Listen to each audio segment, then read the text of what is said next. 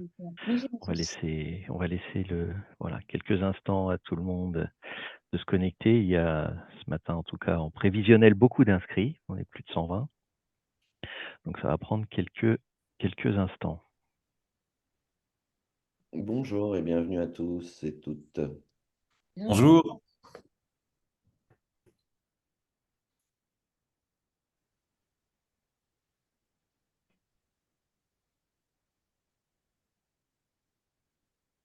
Ouais, ça monte, ça monte. Ça va être une belle séquence, un bon pépi de café sur un thème qui voilà, a suscité, en tout cas en nombre d'inscriptions, beaucoup d'intérêt.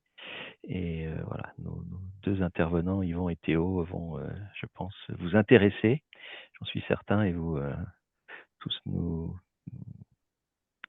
à la fois nous nourrir, mais aussi savoir susciter notre curiosité sur ce sujet qui est à la fois passionnant, à la fois basique, mais un peu magique parfois dans les résultats qu'il peut produire. Donc, on va, on va Sébastien, pouvoir. excuse-moi, est-ce que je peux envoyer un petit message personnel sur les personnes que j'ai vues dans le chat? C'est autorisé? Oui, oui, oui, oui, Et oui, on oui, est en c'est mode autorisé. Oui, oui, convivialité. oui, oui, oui, oui, tout J'ai à vu fait. apparaître le nom de Benoît Larère, donc formidable. Salut Benoît. Ah, bah bonjour Benoît, j'ai aussi le plaisir de le connaître, et puis je vais faire un petit bonjour dédicacé à mon collègue du CA, Jean-Robert.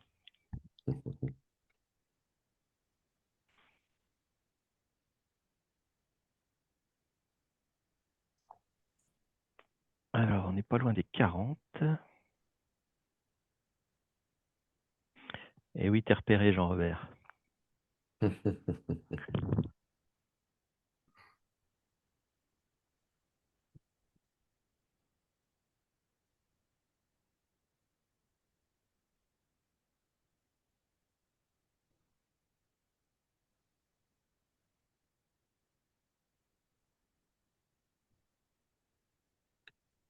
J'espère que chacun a au moins un café devant soi. Euh, pour la pépite, c'est vous qui le direz un peu plus tard, hein, savoir si vous avez trouvé des pépites dans l'intervention qu'on aura le plaisir de partager, Théo et moi. Mais en tout cas, le café, c'est bien. Alors moi, je vais faire un petit coup de corps. Voilà. Café, Grenoble École de Management. Voilà. La page autopromo. Voilà. En tout Et, cas, pour ceux qui veulent aller chercher un café, vous avez quelques instants, puisqu'on ne va pas démarrer le webinaire immédiatement. Voilà, je vois qu'il y a encore quelques connexions.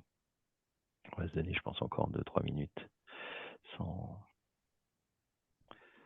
sans aucun problème.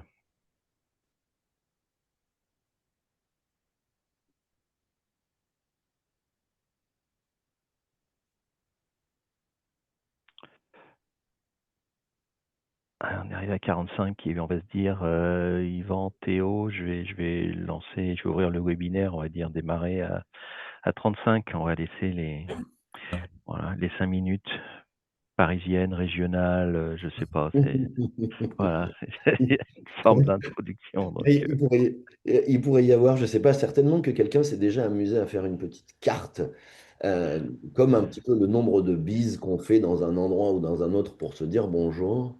L'idée de se dire à quel moment on est sur 5, 10 ou 15 minutes en fonction des lieux, des régions. oui, il y a sûrement ça. Alors, il est 9h35, donc on va démarrer. Bonjour à toutes et à tous, bienvenue. Je suis Sébastien Poivlan, je suis un administrateur de la marque, et au nom de la marque, je suis très heureux, voilà, de vous accueillir pour ce Pépite Café, un Pépite Café où nous aurons le plaisir donc d'écouter Yvan et Théo. Ils prendront tout à l'heure le temps de se présenter l'un et l'autre euh, pour un thème, voilà, que vous avez à l'écran, hein. Le nudge peut-il donner un coup de pouce à l'expérience client? Voilà, un thème passionnant. Alors, un petit mot rapidement sur la marque, hein, pour ceux qui ne nous connaissent pas. La marque, c'est l'Association pour le management de la réclamation client. On a aujourd'hui un peu plus de 300 entreprises qui sont adhérentes et qui viennent voilà, partager avec nous toute la connaissance et les informations qu'on peut mettre à disposition autour d'abord du traitement de la réclamation qui est finalement l'ADN originel de la marque, hein, avec notre slogan transformer le pépin en pépite, mais aussi plus largement autour de la satisfaction client et de l'expérience client et de la culture client. Et puis en filigrane, pour ceux qui nous suivent, on adresse aussi finalement la dimension managériale, comment on accompagne dans l'entreprise les collaborateurs voilà, pour monter en puissance sur cette dimension. On met en place un certain nombre d'actions. Vous en avez une aujourd'hui, c'est le Pépite Café, mais on a aussi des conventions, en règle générale 3 à 4 par an. Il y en a une qui a lieu vendredi matin. Alors en physique, toutes les places sont prises, mais vous pouvez encore vous inscrire pour ceux qui ne l'auraient pas fait en distanciel. Et puis, on est aussi un organisme de formation, voilà, où on adresse ces questions, comment on pilote un service de relations clients, comment on traite les réclamations, voilà, avec des intervenants et de très grande qualité et des formations qui donnent qui donne satisfaction pardon, aux stagiaires. On a voilà, 5 formations au total et puis 4 programmes dédiés à tout ce qui touche au contact direct avec les clients.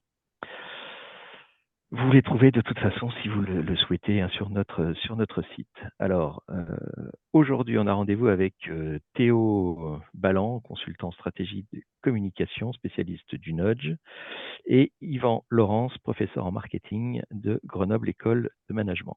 Rapidement, hein, le format, on est sur un format qui fait à peu près 40-45 minutes de présentation et puis voilà, il y aura à la fin un temps de questions-réponses. Dans l'intervalle, vous pouvez aussi bien évidemment poser vos questions sur le chat avec Claire, donc de l'équipe de la délégation de la marque. On identifiera au fur et à mesure des questions et on pourra les relayer à la fin des interventions. Voilà, vous recevrez aussi le replay et le compte-rendu qui va synthétiser cette matinée. Et le prochain Pépite Café, je donne tout de suite la date, aura lieu le 2 octobre prochain sur la santé mentale. Donc, que vivent en miroir les équipes, les managers et les dirigeants face aux clients. Et maintenant, je vais passer la parole à nos deux intervenants du jour. Merci Sébastien, merci. Merci, bonjour à toutes et tous. Yvan Laurence, on va se présenter évidemment avec Théo, mais c'est moi qui ai la chance de commencer. Donc, eh ben, évidemment, Grenoble École de Management et la marque, c'est un partenariat productif et positif pour chacune des deux. Et donc, bienvenue à ce Pépite Café autour de cet objet un peu mythifié, un peu mystérieux, dont on croit qu'il est un peu magique. Peut-être qu'il l'est d'ailleurs. Et puis d'essayer de le relier, comme le disait Sébastien, aux enjeux de la marque autour de l'expérience client au sens le plus large possible. On va évidemment commencer à discuter, mais avant de discuter, ben, je vais laisser Théo se présenter. Oui, bah, merci Yvan. Donc, très rapidement, je m'appelle Théo Balland. Je suis directeur conseil dans une agence de conseil en communication et de stratégie de marque qui s'appelle Septième Fonction. J'ai une dizaine d'années d'expérience et j'ai construit mon expérience en communication vraiment autour de deux sujets. Donc, la marque, en tant que lien entre une institution, une entreprise et la société. C'est un peu ma casquette planeur stratégique qu'on peut retrouver en agence de communication. Et puis, l'engagement. Tout ce qui va être communication, qui mène à une action, qui crée cet engagement, que ce soit en interne ou auprès des publics. Et ça, c'est vraiment ma casquette sciences comportementales et nudge dont on va parler aujourd'hui. Merci Théo, super. Donc Yvan Laurence, je suis, vous l'imaginez, vous l'avez compris, je crois, prof AGEM. Donc Théo et moi partageons une grande partie de nos enjeux, de nos carrières professionnelles, puisque j'ai aussi été publicitaire, mais il y a un certain temps déjà. Évidemment, j'ai aussi sombré ensuite dans le marketing pour travailler aujourd'hui en formation initiale, mais aussi en formation continue. Et c'est ce qui m'a conduit aussi à rencontrer les gens de la marque autour de l'expérience client et de la culture client en général, donc de toutes ces questions autour de la créativité, du marketing opérationnel et de la communication. Et pour reprendre ce que disait Théo, la façon d'essayer d'inciter les gens à faire quelque chose qui soit peut-être bien pour eux ou bien seulement pour la marque qui le propose. Ce sont les éternelles questions que nous traitons ensemble. Donc, ravi de commencer ce séminaire avec vous, ce webinaire avec vous. Et puis, ben, on va commencer à se mettre directement dans le vif de notre sujet du jour. D'abord, essayer de se dire, c'est quoi un nudge? Alors évidemment, j'aurai le plaisir de vous donner quelques définitions un peu plus livresques, un peu plus académiques, mais j'adore raconter des histoires, publicitaires un jour, publicitaires toujours. Imaginons que vous soyez patron d'un restaurant et que vous ayez le vin du mois à promouvoir. Que vous réunissez pour vous aider à la promotion de ce vin du mois, ben vous réunissez quatre potes à vous. Il se trouve que parmi les quatre potes, il y a un juriste, un économiste, un marketeur et un behavioriste ou un comportementaliste. Le juriste va vous dire, bah, en fait, il faudrait changer la règle d'accès au restaurant. OK. L'économiste va certainement pouvoir vous dire, bah, il suffit de taxer les autres vins, comme ça, les clients seront plus tentés de choisir celui-ci. Le marketeur standard va vous dire, ben, on va donner de l'information sur le produit, on va dire d'où il vient, on va dire comment sont composés ces cépages, on va peut-être faire un petit peu de storytelling sur l'histoire du vigneron. Et puis le comportementaliste, à qui on demande son avis, va dire, moi je vous propose de mettre ce vin au milieu de la table. Et en fait, même si évidemment cet exemple est très anecdotique, il explique bien ce qu'est un nudge dans sa définition et dans sa vision. Alors là, on est sur des choses un petit peu plus académiques, évidemment. Nous avons essayé de mettre un peu des exemples autour de ça. Un nudge, c'est un aspect d'une architecture de choix qui modifie le comportement des individus. Ok, donc quelque chose qui vous amène à faire quelque chose de particulier, sans interdire aucune option. C'est-à-dire que vous pouvez éviter un nudge, et ça fait partie de sa définition. Vous pouvez toujours l'éviter. Que ce soit un nudge digital, ben vous avez cliqué ailleurs, ou que ce soit un nudge physique, comme on les voit là, vous pouvez toujours faire autrement. Et aussi, dernier élément important pour la définition du nudge, c'est que le nudge n'apporte pas de contrepartie financière. Nudge en anglais, c'est un coup de pouce. Ok. Et c'est pour ça que le nudge peut être défini comme le coup de pouce qui va aider les gens à adopter un nouveau comportement qui serait plus conforme à leurs aspirations réelles, sous-entendu ce qu'ils voudraient faire. Ces deux exemples, vite fait, vous avez évidemment, si vous êtes intéressé un peu au nudge, en tête des exemples autour des urinoirs publics. Ok? Eh bien là, effectivement, on peut imaginer que personne n'a envie d'uriner en dehors de l'urinoir. Pardon pour la trivialité du propos, à 9 heures du mat. Le nudge, ici présent, eh ben, c'est pour vous aider à faire ce que vous auriez aimé faire. De la même façon, on a cet escalier un peu sportif proposé à côté d'un escalator. Bah, évidemment, tout le monde, chacun d'entre nous, vous, moi, on a envie d'être un peu plus sportif, d'être un peu plus actif. Donc cet escalier, pardon, situé juste à côté de l'escalator, est un nudge dans la mesure où il va vous inciter, il va vous donner ce petit coup de pouce léger qui va vous inciter à prendre l'escalier plutôt que l'escalator mécanique pour faire un peu plus de sport. Donc voilà globalement ce qu'est un nudge. Un nudge fait partie de la grande famille des outils de persuasion.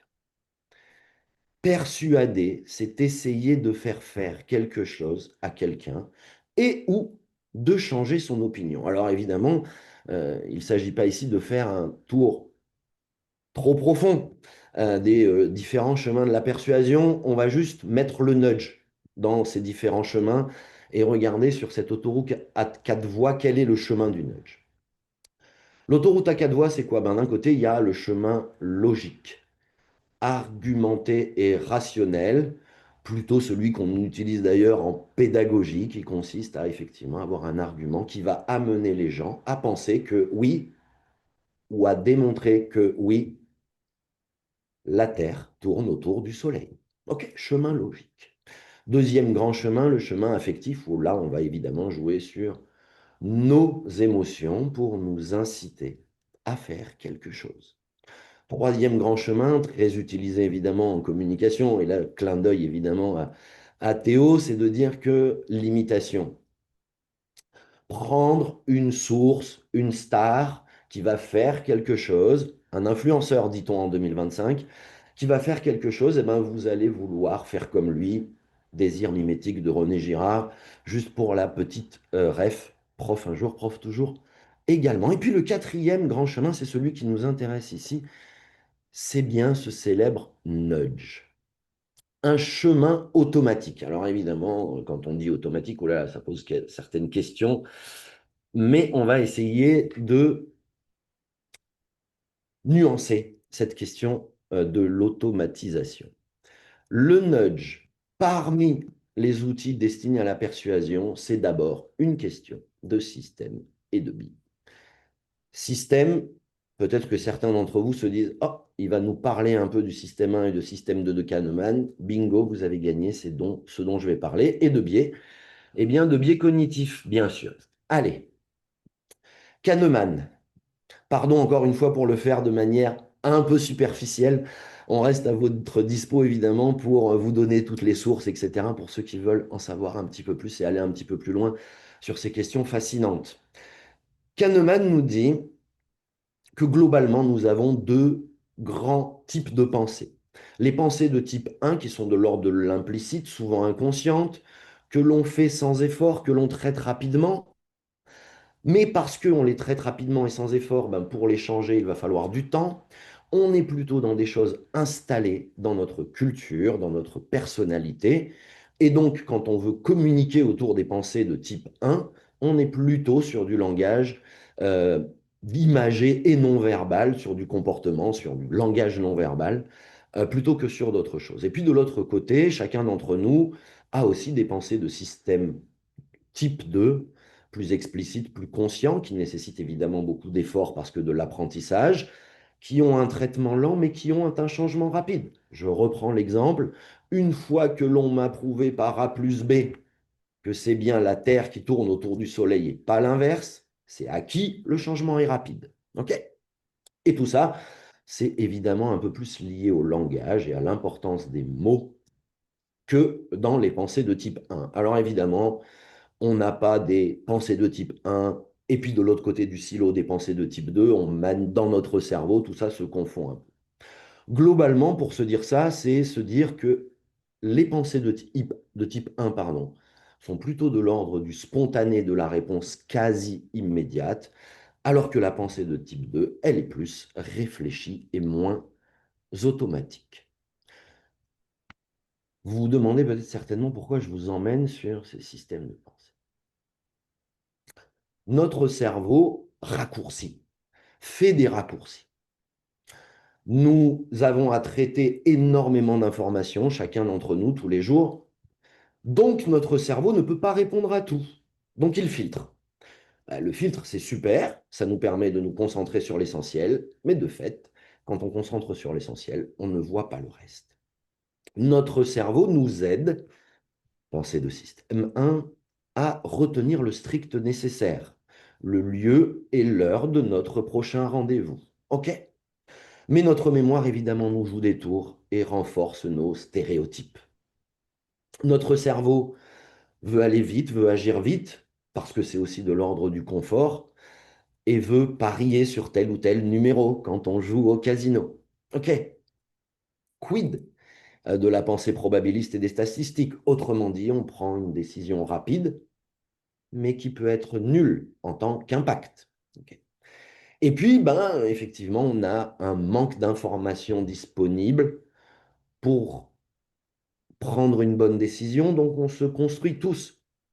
Nous construisons des histoires, ça veut dire que nous générons nos propres heuristiques de choix, nos propres courts-circuits intellectuels.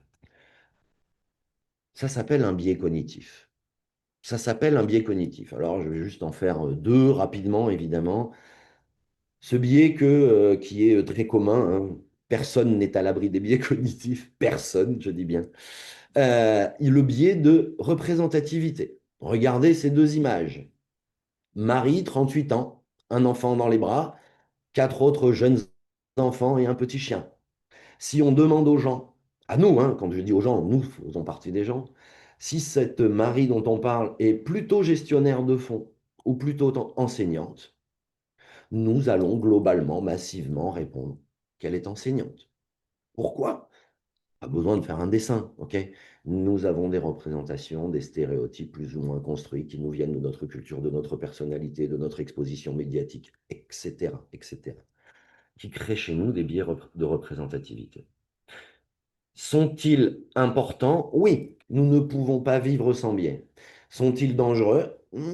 Peut-être un petit peu, mais on aura l'occasion de revenir sur cette question-là un peu plus tard. Deuxième biais, juste pour les exemples. Le biais d'ancrage. Je ne suis pas enseignant depuis si longtemps que ça, mais ce biais d'ancrage est extrêmement présent en salle de classe. Pourquoi? Ben, le biais d'ancrage, c'est celui qui consiste à dire que l'étudiant ou l'étudiante qui va arriver en retard à votre premier cours et qui va se mettre au fond de la salle va vous laisser cette première impression. Est-ce que pour autant on peut en déduire que cet étudiant ne sera pas rigoureux, impliqué, qu'il n'a pas juste eu un petit problème de transport comme ça nous arrive à tous? Eh bien voilà, ce biais d'ancrage nous fait nous fier à notre première impression. Et évidemment, vous voyez bien combien ça peut poser de difficultés pour prendre les bonnes décisions, pour faire les bons choix à un moment donné. Le nudge et les biais. Le nudge se sert, utilise, se fonde sur les biais cognitifs pour pour nous faire faire des choses. Un biais de conformisme, celui qui nous incite à faire comme les autres. Dans une chambre d'hôtel, vous avez certainement tous à peu près vu cette histoire, eh bien 75% des personnes ayant occupé cette chambre ont accepté de participer à notre initiative, donc de la chaîne hôtelière de protection de l'environnement. Elles ont utilisé leurs serviettes de toilette plusieurs fois sans les mettre au lavage. Est-ce que Théo ou moi avons envie d'être celui qui est un petit peu le mauvais, le bad guy du coin? Non, évidemment non. Donc on va faire comme les autres. On va effectivement exploiter individuellement ce biais de conformisme. Quelques exemples encore d'utilisation du nudge à partir de ces biais cognitifs. Un biais attentionnel qui vise à renforcer notre vigilance au volant. Vous êtes conducteur, je suis conducteur. Lorsqu'on voit un passage piéton, il faut faire attention. Est-ce que quand on a vu des passages piétons tout le temps, est-ce qu'on fait encore attention? Peut-être un peu moins. Des personnes ont eu l'idée de se dire, et si on mettait ces passages piétons en illusion 3D, est-ce qu'ils auraient plus d'effet? La réponse est oui, au moins temporairement. La réponse est oui, au moins temporairement. Nous allons faire un peu plus attention. Personne n'a envie de mettre sa voiture dans ce mur de pierre. OK. Donc, nous allons être un peu plus vigilants par ce biais attention. Globalement, et je vais arrêter là un petit peu sur la définition du nudge, c'est quoi ou c'est pas quoi un nudge? Eh bien, un nudge, c'est d'abord transparent. Transparent, ça veut dire que c'est fait au vu et au su de tout le monde. On vous incite à prendre l'escalier et à marcher plutôt que l'escalator mécanique. C'est transparent, vous avez un choix à faire. Personne ne va vous contraindre, personne ne va vous obliger. Et si vous avez décidé que ce matin, vous allez être un peu feignant parce que vous êtes chargé ou juste parce que ce matin, vous avez décidé d'être un peu feignant et vous en avez parfaitement le droit. Vous allez éviter le nudge qui va vous amener côté escalier. Ok. Donc, le nudge adapte le contexte externe du choix, les informations que nous avons à disposition pour faire notre choix, adapte à notre irrationalité, plus globalement, à notre biais. Le nudge, pour qu'il en soit un, doit absolument procurer un bénéfice. Alors évidemment, vous dites, oui, un bénéfice, mais à qui? C'est bien la question. Quelles sont les intentions du nudger, donc de celui qui fabrique le nudge, et quel est le bénéfice apporté au nudger, okay? Celui vers qui on cible ce nudge. Le nudge est non monétaire. Le nudge ne comprend pas d'incitation financière, sinon ça s'appelle une promotion des ventes. C'est un autre sujet dans le cadre du marketing. Le nudge a forcément des caractéristiques qui peuvent devenir des limites. Le nudge ne joue pas sur la dimension attitudinale, c'est-à-dire sur les prédispositions plus ou moins favorables et plus ou moins stables dans le temps à telle ou telle action, attitude, opinion, état d'esprit. Elle agit uniquement sur ce que vous faites. Le lien avec les sciences comportementales paraît ici évident. Et puis, le nudge agit plutôt sur le système 1, pardon, S1 égale système 1 ici, ou pensée de type 1, donc sur les biais cognitifs et sur les courts-circuits, les heuristiques que nous faisons dans nos choix, et non pas sur les pensées réfléchies, argumentées, dans lesquelles nous allons prendre la totalité des informations à notre disposition pour prendre la moins mauvaise décision possible ou la meilleure décision possible. Autrement dit, le nudge est non éducatif. Il est iketnunk, ici et maintenant, et par nature, avec tout ce qu'on vient de se dire, eh bien évidemment, le nudge ne fonctionne pas de la même façon pour tout le monde. Chacun d'entre nous a ses propres pensées de type 1, a ses propres biais cognitifs, a ses propres contextes aussi. Et évidemment, on ne peut pas avoir quelque chose qui soit complètement massif sur ces questions. Alors, comment faciliter le comportement et donc l'expérience client avec des nudges une fois qu'on a à peu près fait, en tout cas j'espère, un tour de ce qu'est ou pas un nudge, ben, on va y aller avec des exemples, hein. Des exemples hyper connus, le plus connu de tous les exemples de nudge du monde. Pourquoi est-il connu? Bah, d'abord parce qu'il est un peu trivial. Alors pardon, il est très masculin, hein, évidemment, mais pas très inclusif celui-là. C'est pas un nudge très inclusif, c'est pas un nudge 2025. Ok, aéroport de Schiphol, pardonnez-moi ma prononciation du néerlandais courant, Amsterdam, un petit autocollant au fond de l'urinoir, messieurs, eh bien effectivement, nous jouons à faire pipi plutôt sur la mouche qu'ailleurs. Résultat de la mise en place de ce nudge, pendant la première année, à peu près 80% de dépenses de nettoyage en moins pour l'aéroport de Schiphol. Donc on voit que là, le bénéfice pour le nudger, donc les gens qui gèrent l'aéroport, est évidemment extrêmement important, mais le bénéfice pour le nudger est important aussi, hein. J'ai été the good guy. Autre exemple, chez Google, deux types d'assiettes, deux types de portions, et non pas une seule. Peut-être on peut penser que Google a envie de moins dépenser à la cantine de ses collaborateurs.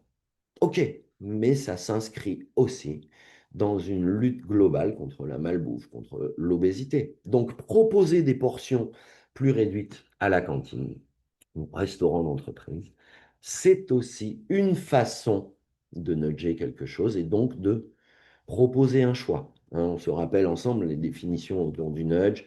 C'est facile et ce n'est pas contraignant. On a toujours la possibilité de prendre la grande assiette si on a très faim ce jour. Et puis, encore une fois, des exemples très connus. Pour ne pas mettre son mégot par terre, ben, on a des possibilités. Donc là encore, on a évidemment des systèmes de gamification sur lesquels Théo reviendra tout à l'heure. Eh ben, effectivement, votre mégot, c'est quoi votre joueur de foot préféré, Ronaldo ou Messi? Vous passez vos vacances préférées à la mer ou à la montagne? Eh bien, effectivement, le fumeur va avoir un peu plus tendance à mettre son mégot ici ou là, parce que ça va lui procurer quelque chose qui a du sens pour lui, plutôt que de l'écraser par terre. Et puis peut-être aussi qu'il va s'amuser. C'est la petite deuxième image qui est là. Je crois que c'est dans la métropole lilloise, où on a fait des petites marelles pour inciter les gens à partir de la marelle pour aller déposer leur mégot dans la poubelle. Je finis avec cet exemple sur un peu les top nudge, hein, pour se donner une idée de ce qu'il y a. C'est le métro de Stockholm. Effectivement, même système sur l'escalator, volonté de faire en sorte que les gens fassent un peu plus d'exercice physique ce jour-là que d'habitude.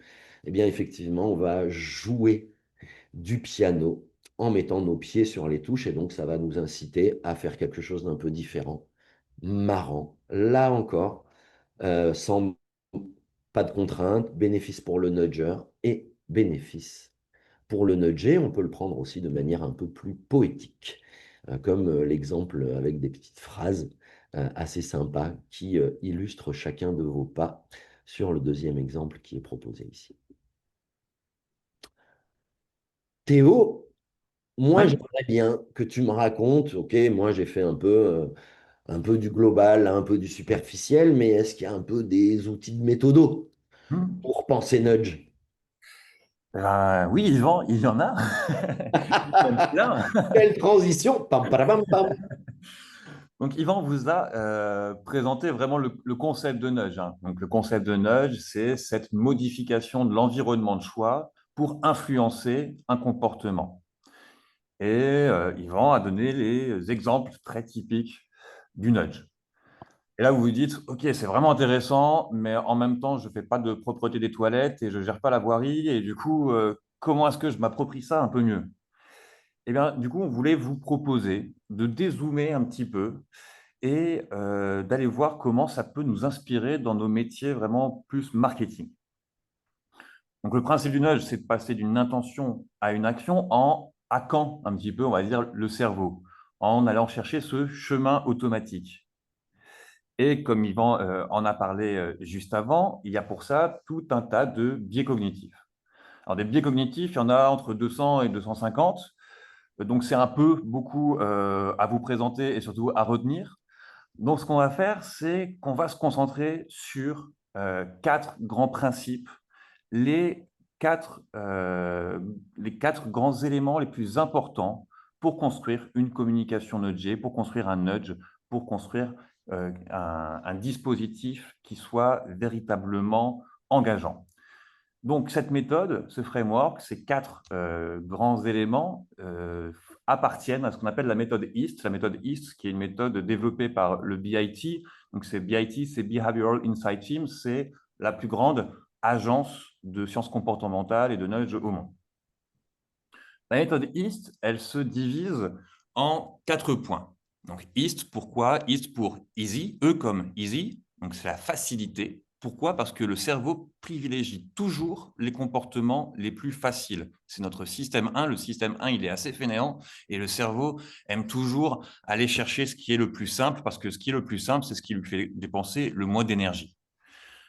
A comme attractif. Le cerveau va privilégier ce qui paraît être un bénéfice. Donc, attractif, c'est attirer l'attention et puis surtout signifier le bénéfice qu'il y a derrière l'action. S comme social, Yvan en a parlé un petit peu avec le biais de conformisme.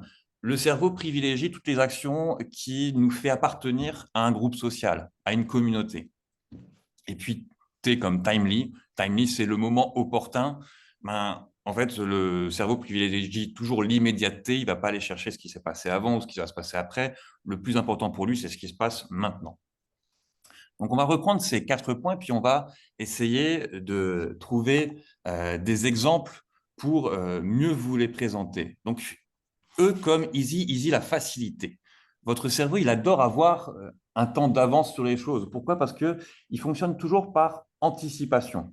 Quand on fait du nudge, le but, c'est de concevoir les choses, de concevoir les dispositifs avec le maximum de clarté pour lever tous les doutes possibles. Pourquoi? Parce que l'hésitation, Ça vous fait sortir d'un tunnel de vente, ça vous fait sortir d'une expérience client. L'hésitation, c'est très mauvais pour l'expérience parce que le cerveau déteste ça.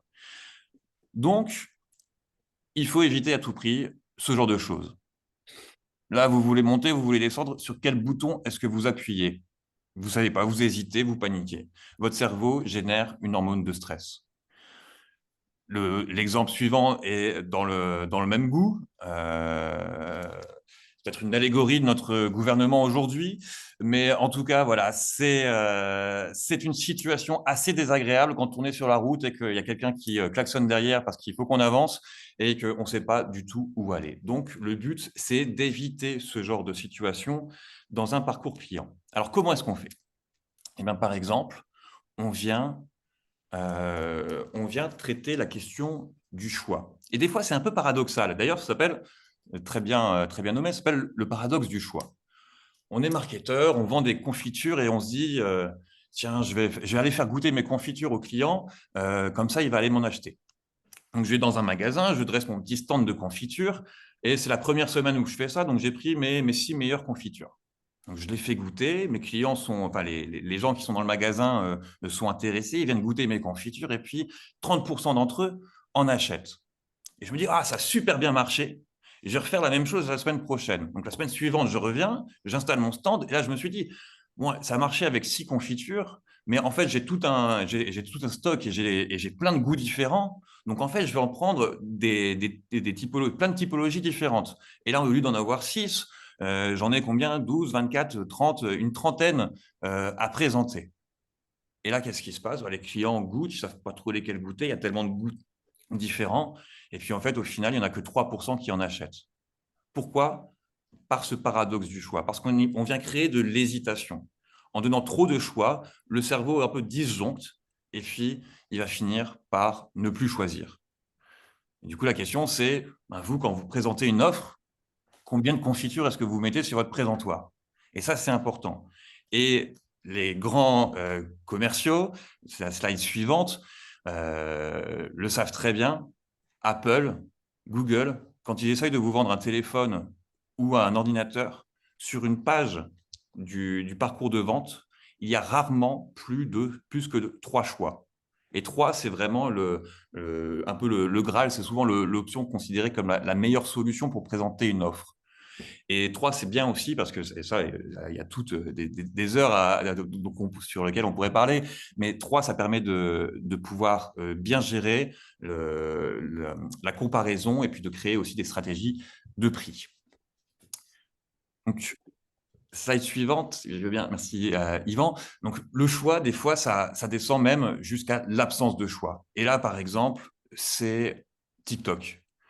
Quand on compare à YouTube, YouTube, vous allez sur l'application et puis il faut sélectionner une vidéo, et après la regarder. Donc, il faut déjà choisir. Quand vous ouvrez TikTok, la vidéo se lance toute seule. Vous ne choisissez pas. Il n'y a même pas ce moment où vous choisissez. Et parce que vous ne choisissez pas, ça devient automatique. C'est par défaut. Et parce que c'est par défaut, c'est facile pour le cerveau. Il n'y a pas de choix à faire. En plus, voilà, c'est entertainment, on clique, ça va tout seul. Et du coup, ça noie le cerveau. Il se trouve dans ce tunnel-là. Et puis, du coup, c'est génial pour lui. Et on y passe des heures juste parce qu'on n'a pas fait exprès de cliquer sur l'application au début. Puis ça s'est lancé tout seul. Et puis, du coup, on est dans ce flow. Donc, l'option par défaut, des fois, c'est extrêmement puissant. Et puis, la facilité, ça se construit par plein de manières différentes. Par l'automatisation, on a ici l'exemple en caisse chez Decathlon. Decathlon, ça a été toujours les précurseurs sur le système de caisse. C'était les premiers à installer les caisses automatiques de manière totale, c'est-à-dire ne plus avoir de caisse avec une personne pour vous faire passer les articles. C'était les premiers à avoir la caisse automatique généralisée. Aujourd'hui, c'est les premiers à installer des caisses automatiques où on n'a même plus besoin de scanner. Il y a une puce RFID sur chacun des articles. On les met dans le bac, ça scanne tout seul et la vitesse est décuplée pour le passage en caisse et la satisfaction est bien meilleure. Ici, sur la fragmentation, quand on a un effort qui est trop important, la stratégie de facilitation, ça va être de fragmenter cet effort. C'est l'exemple de Duolingo. Duolingo, c'est une application pour apprendre les langues. Apprendre une langue, c'est extrêmement compliqué. On ne passe pas de un jour, je ne sais pas parler, à un deuxième jour, ben maintenant, je sais parler. Et le mur, il est très haut. Donc, comment est-ce qu'on fait en sorte de garder les gens et de faire en sorte qu'ils poursuivent leur effort? Eh bien, on vient fragmenter cet effort. On vient en faire des tout petits bouts et on vient les encourager à chaque fois à aller au palier supérieur. Ça s'appelle de la fragmentation et c'est une manière de faciliter un parcours client. On passe au suivant. Donc voilà, là, on était sur la facilité. Maintenant, on est sur l'attraction. Comment est-ce qu'on rend quelque chose d'attractif? Attractivité, c'est d'ailleurs de plus en plus important. Pourquoi? Parce que attractif, c'est d'abord attirer l'attention. Et l'attention, aujourd'hui, elle vaut cher. Elle est compliquée à avoir. Selon les chiffres, on dit qu'il y a 15 000 stimuli commerciaux par jour. On est soumis à 15 000 stimuli commerciaux par jour. Comment faire en sorte que le nôtre soit celui qui performe? C'est bien ça la question qui y a derrière. Et pour jouer sur cette attractivité, il va falloir essayer de faire ressortir la valeur de votre offre, la valeur de votre parcours, la valeur de votre expérience de manière la plus intuitive possible. Alors, quelle forme ça peut prendre? Alors, attirer l'attention, là, on reste sur un exemple très nudge, mais que je trouvais sympa à vous présenter. Comment est-ce qu'on fait en sorte que les gens respectent un sas à vélo et s'arrêtent avant? Ben, si on met juste une petite ligne blanche et un sas tout gris derrière qui ressemble à la route qui est devant, en fait, ça ne marche pas très bien. Par contre, si on vient le remplir, si on vient le rendre, alors déjà un peu plus esthétique, mais mettre de la couleur, on vient utiliser ce qu'on appelle de la saillance. Et la saillance visuelle, c'est la première chose pour pouvoir guider vos clients, vos consommateurs vers un comportement. Un comportement qu'on ne voit pas, c'est un comportement qu'on ne peut pas faire. Donc la première chose, c'est signifier la volonté de ce comportement, donc le rendre saillant. Ensuite, slide suivante, c'est comment signifier de la valeur. Comment rendre quelque chose attractif en le présentant sous son meilleur jour. On a ici un super exemple. Moi, c'est vraiment, ils en ont fait une pub et la pub, c'est ma pub préférée, mais c'est un exemple marketing assez incroyable. On est une marque de céréales un peu ennuyante. C'est juste, enfin, c'est de la pure céréale type, enfin voilà, il n'y a rien de particulier. Et du coup, au fur et à mesure des années, dans les années 90-2000, les ventes chutent. Alors là, on va voir des marketeurs, ils disent il faut faire de la pub, il faut faire les communicants, voilà, il faut faire du rebranding et machin. Et puis, on va voir quelqu'un qui est spécialiste des sciences comportementales et il dit, moi j'ai une super idée. Ce qu'on va faire, c'est qu'on va tourner de 45 degrés la photo du céréal sur le packaging. Et en faisant ça, on passe du céréal Shreddies au céréal Diamond Shreddies. Donc, au lieu d'avoir un carré, on a un losange en anglais qui s'appelle diamant. Et là, il y a tout un truc qui se passe, ils en font des pubs, ils le mettent, mais sur le packaging, le simple fait de voir un diamant et plus un carré, eh bien, ça amplifie la valeur perçue de ce qu'il y a dedans. Et on a fait des focus group, et les gens étaient persuadés que le nouveau, même quand on leur disait c'est la même recette, ils disaient c'est la même recette, ok, mais le nouveau est meilleur. Et les ventes ont décollé, plus 18% de part de marché en un mois, juste parce qu'on a fait une rotation de 45 degrés. Et puis derrière, pour la petite blague, ils en ont fait une édition collector, slide suivante, si tu veux bien, Yvan, une édition collector, voilà, avec un combo pack où on avait à la fois des carrés et des diamants dans le même paquet. Mais voilà, le côté attractif, des fois, c'est comment est-ce qu'on présente quelque chose, une offre, un produit sous son meilleur jour. Et des fois, c'est juste une question de wording, une question d'image, mais un petit truc à changer qui peut avoir des grandes conséquences. La valeur perçue, elle se cache aussi des fois dans certains détails. Et quand il y a des choses, quand il y a des moments où dans une expérience, c'est un peu plus compliqué pour le cerveau. Pourquoi? Parce que c'est là un moment où il se pose des questions, c'est un moment un peu de latence, c'est un moment où il y a de l'attente. Eh bien, c'est bien de pouvoir signifier la valeur que l'effort peut avoir. Donc, attractif, c'est montrer la valeur des choses. Ici, on a l'exemple d'Uber. Uber qui développe une offre de voitures en partage.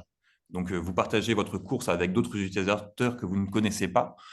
Eh bien, ils développent ça avec un algorithme assez lourd, et puis il faut attendre que des gens se connectent, qui choisissent un peu la même route que vous, et puis il faut avoir un conducteur qui soit OK pour ça. Alors, ça prend du temps. Et au début, il y avait juste une petite roue qui tournait. Et la petite roue qui tourne, ben, c'est insupportable. On ne sait pas ce qui se passe derrière.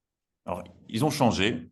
Et au lieu d'avoir la petite roue qui tourne, ils ont rajouté de manière complètement superficielle, c'est pas du tout exact, mais ils ont signifié ce temps d'attente. On est en train de vous chercher un chauffeur. On est en train de vous chercher des gens qui partagent la même course. On est en train de calculer l'itinéraire. Et en donnant la signification de l'effort, en donnant de la valeur à l'effort, en montrant le bénéfice, eh bien, les gens sont beaucoup plus restés sur l'application et sont allés au bout de la course. Et puis, il ne faut pas oublier le premier, on a dit le deuxième. Le deuxième, attractif, c'est super bien, mais en fait, des fois, on pousse attractivité et puis on oublie de faire simple. Et il faut vraiment avoir les deux en même temps. Et ça, c'est l'exemple typique où on a, par exemple, un designer, un ingénieur qui dit, moi, je vais faire les choses super belles, super carrées, ça va être bien ordonné, ça va être très net. Et puis, on a l'utilisateur qui va, lui, en fait, plutôt à la simplicité et qui vient traverser le chemin que l'ingénieur avait construit. Le behavioriste, celui qui fait les sciences comportementales, lui, il va plutôt toujours partir de l'expérience utilisateur pour essayer de la magnifier. Et c'est exactement ce qui s'est passé ici dans cette université, où on laisse pendant une année le terrain un peu en jachère et on laisse les étudiants se faire leur propre chemin. Alors Sébastien, à l'instant, m'a appris le nom d'ailleurs de ces chemins qui s'appellent des chemins de désir. Et derrière, il n'y a plus qu'à repasser dessus, à faire des choses un peu jolies, mais la facilité reprend le dessus et permet de ne pas avoir une expérience utilisateur qui soit trop compliquée. Et puis, sur les deux dernières, alors j'essaie d'accélérer un petit peu, j'ai beaucoup de choses à dire et je suis toujours très bavard sur ce genre de choses, mais on passe au troisième point S comme social.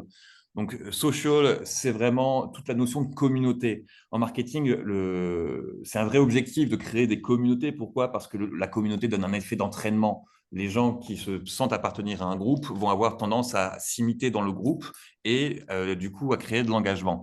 Alors, la première chose, j'ai deux exemples à vous montrer. Le premier exemple, et c'est ce que Yvan avait montré avec ce biais de conformisme. Quand je me sens appartenir à une communauté, je vais avoir tendance à me conformer à ce qui est fait dans cette communauté. Ici, on a l'exemple d'une facture EDF. J'ai ma consommation et puis on compare ma consommation à mes voisins. On avait essayé de me dire avec le petit ours blanc, c'est pas bien de trop consommer, ça tue les ours polaires. Ça ne fonctionnait pas. Ce qui a très bien fonctionné, c'est de me comparer à mon voisin en disant que mon voisin était meilleur que moi et qu'il faisait plus d'économies.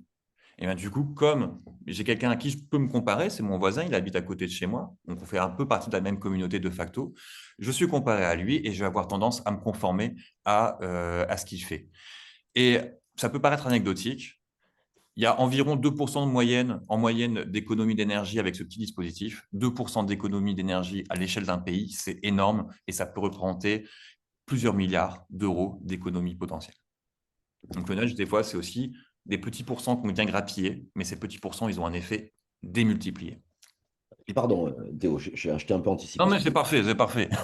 Il faut que j'accélère en plus. Donc. Et bien, quand on parle d'accélérer, on va parler de sport et de course avec l'exemple de Strava. Et là, c'est plutôt l'inverse. On a toujours cette communauté, on court avec ses potes, on a des gens dans l'application auxquels on s'abonne, mais voilà, ce biais vient nous donner un esprit de compétition. Et toute l'application joue cette compétition sur des segments. Alors, ils dessinent des segments et en disant « Ah, vous êtes le meilleur sur ce segment » ou alors « Vous avez perdu, maintenant vous êtes à la seconde place, il va falloir courir plus vite pour reprendre votre première place. » Ça joue vraiment sur cette compétition et sur cet effet d'entraînement parce que derrière, ça joue vraiment voilà, aussi sur la communauté. Pourquoi? Parce que Strava, c'est très bien que ce n'est pas du tout une simple application pour mesurer ses performances, c'est une application pour comparer ses performances. Et c'est pour ça que c'est l'application numéro 1 et c'est pour ça qu'il fonctionne aussi bien.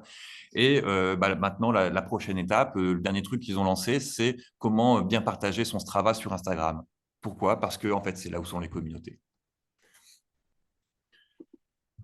Et le dernier point, Timely, alors ça c'est assez facile et c'est assez intuitif, mais c'est extrêmement important, c'est le moment opportun. Encore une fois, le cerveau, il doit être au bon endroit au bon moment. Enfin, le comportement demandé doit être au bon endroit au bon moment. Et là, les deux exemples, rapidement. Premier exemple, ça c'était avec la construction d'un immeuble complètement nudgé. Et le but de cet immeuble, c'était de faire en sorte qu'il y ait à la fois un sentiment de communauté entre les voisins et aussi des efforts sur la propreté dans les parties communes et sur le respect de l'utilisation de l'énergie et de l'eau. Et un des problèmes qui avait été remonté, c'était la consommation de l'eau sous la douche. Pourquoi? Parce qu'en fait, vous pouvez donner tous les messages que vous voulez en amont d'une douche. Quand on est sous la douche, on oublie tout. On oublie le temps. C'est assez physique. Quand il y a de l'eau qui coule dans le haut de votre dos, votre cerveau, ça fait un effet assez magique et du coup, il oublie le temps qui passe. Et c'est impossible voilà, de se concentrer là-dessus. Alors, comment est-ce qu'on vient faire en sorte que les gens sortent plus vite de la douche? Eh bien, on vient juste leur signifier ce temps qui passe. On vient rappeler au bon moment, et le bon moment, ce n'est pas avant la douche, c'est pendant la douche. Donc, qu'est-ce qui se passe ici? C'est simplement le pommeau de douche qui, au bout d'un certain débit, change de couleur. Alors, on aurait pu aussi changer la température, ça aurait été encore plus efficace, mais c'était moins du nudge parce que là, c'est un peu coercitif. Si l'eau devient très froide, voilà, au bout de 7 minutes recommandées par l'ADEME, ça devient assez, voilà, assez compliqué et peu de gens auraient souhaité avoir ça chez eux. Et le bon rappel au bon moment, l'heure, c'est l'heure. Avant l'heure, c'est pas l'heure. Après l'heure, c'est plus l'heure. Et par exemple, c'est un exemple, j'étais en agence de communication et on devait remplir des feuilles de temps. Alors, c'est peut-être le cas chez vous aussi. Et les feuilles de temps, bien sûr, ben, on oublie de les remplir, on ne les remplit pas et on attend le petit message de rappel pour le faire. Et quand ce message de rappel arrive le mercredi à 3 heures du matin, bah, c'est plus trop l'heure. C'est pas très efficace et ça ne marche pas très bien. Et ça, c'est assez facile hein, dans un environnement numérique. Normalement, on peut assez bien régler ce genre de choses. Et pourtant, même quand on a une solution numérique, eh ben, des fois, on oublie de faire les choses bien et de les faire convenablement à la bonne heure. Et c'est ça qui peut faire perdre de l'engagement. Donc, on rappelle, pour finir très rapidement, donc, la méthode EAST, Easy, Attractive, Social, Timely. Si on fait le petit, si on le replace sur le sujet de la marque et sur la réclamation client, la facilité, c'est quoi? C'est dans l'UX, c'est le parcours de réclamation. Comment est-ce qu'on le rend le plus facile possible? Comment est-ce qu'on vient donner des rappels? Comment est-ce que le parcours est fluide? Comment est-ce qu'on rend la fluidité du parcours? Attractif, c'est quoi? Ben, c'est la qualité de l'interface, de l'UI, la qualité de l'interface, et c'est le bénéfice associé à la réclamation. Si je réclame, qu'est-ce que je vais avoir derrière? Est-ce que ça sert à quelque chose de réclamer? Le côté social, eh bien, ça peut être tous les commentaires clients qu'on retrouve sur Google. Ça, c'est le côté social. C'est la communauté des gens qui utilisent votre marque. Ils ont un avis dessus et ils viennent influencer. Et cet avis vient influencer ceux qui se renseignent. Et puis, le côté timely, c'est l'info en temps réel au moment voulu. Est-ce que le formulaire de réclamation, il arrive au bon moment à partir du moment où je le fais? Est-ce qu'on le propose au bon moment? Ou est-ce qu'il arrive 3 mois plus tard, après que je l'ai demandé et que du coup, en fait, ça ne sert plus à rien? Donc voilà, j'ai essayé d'être suffisamment rapide et tout de même assez clair. J'espère que ça a été des exemples qui ont pu vous inspirer. Et puis avec Yvan, on voudrait peut-être terminer par une dernière petite question qu'on vous laisse aussi. Peut-être Yvan, tu veux. Ouais, ouais, je veux bien commencer. Merci Théo et merci pour tous les exemples, l'enthousiasme et toutes ces façons de regarder. Et puis la méthode IST qui paraît aussi être quelque chose qu'on peut prendre chez soi et mettre dans son sac à dos. Bah, effectivement, forcément, vous avez ces questions-là qui vous sont venues, en tout cas on l'espère, pendant ce coup de pouce qu'on a essayé de faire pour vous aider à comprendre un petit peu mieux les intérêts, mythes et limites du nudge. Alors un peu de manière artificielle, on vous l'avoue, puisque le nudge doit être transparent et nous le serons évidemment aussi. On s'est créé une espèce de fausse opposition avec Théo, mais c'est aussi pour lancer un peu les questions, et puis on y répondra évidemment tout à l'heure. J'ai vu quelques questions dans le chat super intéressantes. C'est de se dire, bah, moi je suis plutôt de dire que le nudge, ça peut rendre de tas de services, mais attention, attention, c'est un outil limité parce qu'il s'appuie un peu trop sur nos comportements irrationnels et que s'appuyer uniquement sur de l'irrationnel, ça pose des vraies questions à des gens qui construisent des expériences clients, à des gens qui gèrent de la satisfaction client, à des gens qui posent de la culture client, pour ces raisons-là. Théo a une position un peu plus nuancée, je crois. Oui, alors, est-ce que c'est un oui mais ou un oui et? C'est un peu entre les deux. C'est certes, le nudge en tant que concept pur du nudge, ça peut paraître assez limité. Mais tout ce qui vient derrière le nudge, tous les outils qui permettent de construire des nudges sont une source, pour moi, quasi infinie en fait, de relais de créativité. C'est passer d'une solution rationnelle et ingénierique à une solution beaucoup plus psychologique. Et c'est là où ça peut produire des résultats hyper puissants avec des moyens très légers. Et ça, on a encore des milliers d'exemples, mais je vais pas abuser de votre temps. On a 4 questions. Je viens d'avoir une pour Théo. L'expérience dans l'immeuble, là, on nous demande, Thierry notamment, si ça a été réalisé en France ou à l'étranger. C'était en France. C'était un immeuble qui a été réalisé avec la participation de la BVA Nudge Unit, dans laquelle je travaillais à l'époque, donc un cabinet de conseil spécialisé en nudge. Et c'était à Paris ou en région parisienne. D'accord. Une question d'Élodie, est-ce que la gamification, c'est du nudge? Donc peut-être pour Yvan Alors, plutôt. ouais, non, non, Mais, bah, bon, enfin, Théo l'un et ou moi, l'autre, hein, de je toute pense que façon. c'est pas un souci, mais j'aimais bien cette question parce que je l'ai vu dans le chat. Est-ce que la gamification est du nudge? Alors, je ne suis pas un spécialiste de la gamification, mais j'ai des collègues qui bossent aussi sur ces éléments-là. Je pense pas que la gamification soit du nudge. Je vais retourner un peu la question et faire ma réponse. Est-ce que le nudge travaille sur des logiques de gamification pour aboutir au comportement souhaité par le nudger et par le nudger? Oui, ça fait partie. Je reprends ce que disait Théo. Si un jeu est facile, attractif, social, et qu'il arrive au bon moment, ok, eh ben oui, ça peut faire partie effectivement de la logique du nudge. Voilà, j'espère que ça vous aide, Elodie, à avoir une réponse à votre question. Merci Yvan. On a une question, est-ce que vous avez des exemples en B2B? Puisqu'effectivement, les exemples qui ont été proposés sont plutôt grand public, hein.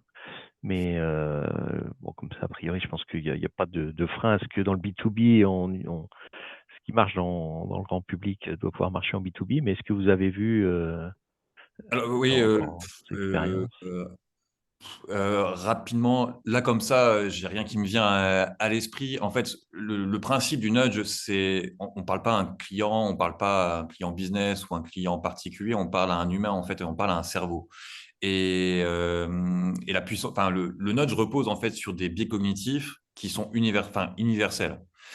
Donc, en fait, ça marchera très bien dans le B2B comme ça marche dans le B2C. Et c'est juste une question de comportement. Et c'est quel comportement est-ce qu'on vient cibler? Si on vient cibler un comportement B2B, bien sûr il peut y avoir. Si, par exemple, ça peut être j'avais, moi, travaillé, par exemple, sur sur de l'écriture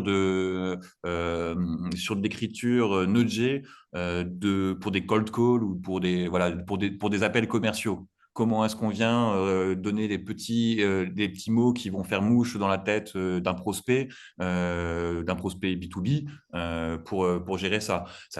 Quand on fait de l'UX, même sur des logiciels B2B, on va avoir des sciences comportementales où on peut mettre des petits nudges qui fonctionneront en B2B comme ça fonctionne en B2C. Ok, merci Théo. Alors, il y a une question qui est intéressante. Je crois que c'est Yvan qui a déroulé l'exemple des passages piétons. Et là, il y a une question sur est-ce que vous avez des exemples sur l'utilisation du nudge pour lutter contre les dépôts sauvages et les encombrants dans l'espace public? Voilà, on est bon sur des sujets de comportement qui sont pas forcément vertueux. Est-ce que le nudge peut être une solution? Est-ce que vous avez eu des choses intéressantes à Alors, partager? pardon, j'ai essayé de chercher dans mon cerveau, pourtant bien réveillé par la caféine et par la volonté de partager ces éléments sur le nudge avec vous. J'en ai pas en tête. Et pourtant, la question, alors peut-être que Théo en a, la question de la gestion de l'espace public au sens large, la question des mégots, on les a vus, la question des poubelles, la question du bruit dans l'espace public sont des secteurs sur lesquels les nudges sont ultra efficaces. Pas toujours dans le temps, parce que ça joue plus sur le comportement que sur l'attitude. Allez, j'en reviens un petit peu. Mais c'est sur des choses extrêmement importantes. Donc, tous ces, je dis mauvais, alors évidemment, qui juge qui est mauvais, hein, sur les mauvais comportements, ou en tout cas les comportements déloyaux, effectivement, sont très sensibles à l'utilisation du nudge. Je ne sais pas si Théo, toi, tu as des exemples sur des encombrants en tête, mais en tout cas, de fait, ça marche. De fait, ça marche, hein. Je vais pour juste compléter un petit peu. Alors, un exemple qui a été fait directement sur les encombrants, ça j'en ai pas. Par contre, j'ai des exemples qui sont tout à fait reproductibles. Je voudrais juste commencer par un petite chose. Le nudge, c'est passer d'une intention à une action. Quand il y a un dépôt sauvage, généralement, l'intention de faire les choses bien est pas forcément là. Mais c'est là où ça peut être un peu compliqué. Donc le nudge, ça va être compliqué d'avoir un nudge pour ne pas faire de dépôt sauvage. Par contre, et c'est là l'aspect du nudge, le nudge, c'est la facilitation.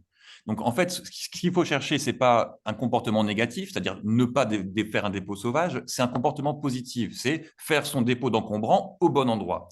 Donc la solution nudge ici, ça va être de bien signifier et de donner un endroit exprès pour ça. Et ça, on a des exemples. C'est par exemple les panneaux ne pas fumer. Vous mettez, c'était à Schiphol aussi, je crois, devant l'aéroport, il y a un panneau qui dit ne pas fumer. Bah, les gens, ils n'ont pas d'autre solution, ils doivent fumer, ils ont besoin de fumer. Donc, ils fument quand même devant la porte de l'aéroport. Si on met un panneau zone fumeur à 50 mètres, les gens feront l'effort d'aller à 50 mètres pour fumer au bon endroit parce qu'on leur a donné une solution facile pour respecter les règles. Et bien là, en fait, pour les encombrants, je pense que la meilleure solution, ou en tout cas une solution, enfin, la première à laquelle je pense, ce serait ce type-là. Merci. Je vais vous proposer, pour tenir le timing, de prendre une dernière question où on va basculer sur quelque part une autre face de la médaille. C'est la question d'Asna sur, voilà, les exemples sont très orientés en relation avec l'expérience client. Est-ce qu'il y a des dispositifs, en tout cas de l'utilisation du nudge pour améliorer l'expérience collaborateur dans la participation aux réunions, dans les séminaires, en tout cas pour augmenter l'engagement collaborateur? Oui, alors, allez, pardon, je reprends encore un peu de global, mais je pense qu'on a, enfin, j'espère que vous avez envie aussi de ressortir avec du global et du particulier. On a parlé d'expérience client parce que c'est évidemment le cheval de bataille de la marque, mais je sais aussi que la marque travaille aussi sur l'expérience collaborateur. Si on dit expérience usager, on a raison. Si on dit que l'expérience usagée et comment le nudge va travailler sur l'expérience usagée, eh bien, effectivement, tout d'un coup, on va arrêter de siloter la question des clients d'un côté et des collaborateurs de l'autre. Et on va évidemment travailler sur un concept qui, j'imagine, est sous-entendu dans la question d'Asna, qui s'appelle la symétrie des attentions, où effectivement, pour améliorer l'expérience du client, nous allons travailler sur la qualité de l'expérience du collaborateur. Et donc, on va avoir une expérience usagée beaucoup plus collaborative et beaucoup plus. Merci Asna de votre confirmation. Et on en est là. Et on en est là. Est-ce que le nudge va pouvoir aider à ça? Bien sûr. Bien sûr. Pourquoi? Parce qu'on peut partir du principe que, comme le disait Théo tout à l'heure, celui qui n'a pas envie de parler à ses clients et de leur dire bonjour, bienvenue. OK? Est-ce que le nudge peut faire quelque chose? Je ne sais pas. Par contre, quelqu'un qui en aurait envie, mais qui ne trouve pas de facilitation, de dispositif qui l'incite à le faire de manière facile, agréable et peut-être même un peu reconnue par son client, eh bien effectivement, le nudge peut travailler sur ce comportement. Théo, peut-être que... Non, mais c'est tout à fait vrai. Moi, j'ai beaucoup travaillé, j'ai développé une méthodologie même sur l'accompagnement au changement et sur l'engagement collaborateur grâce aux sciences comportementales et donc grâce au levier qu'utilise le nudge. En fait, la première question, c'est, on parle toujours d'engagement, mais c'est engagement pourquoi? Et c'est quoi le comportement cible?